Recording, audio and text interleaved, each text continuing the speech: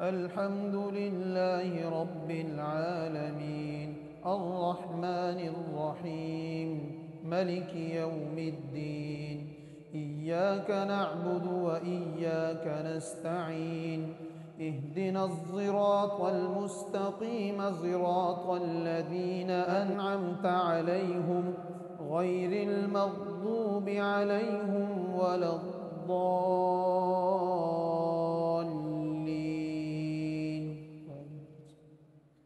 ألف لام ر تلك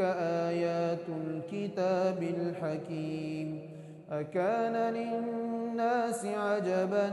أن أوحينا إلى رجل منهم أن أنذر الناس وبشر الذين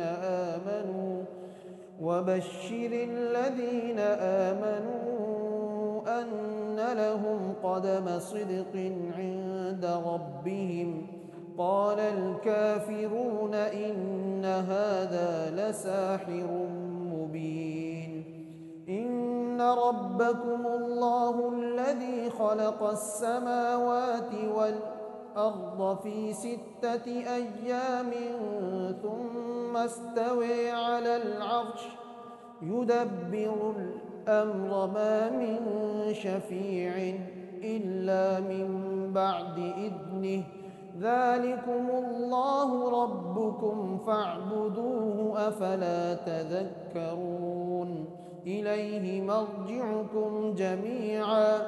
وعد الله حقا إنه يبدأ الخلق ثم يعيده ليجزي الذين آمنوا وعملوا الصالحات بالقسط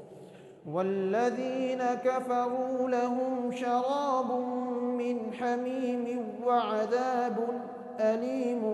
بما كانوا يكفرون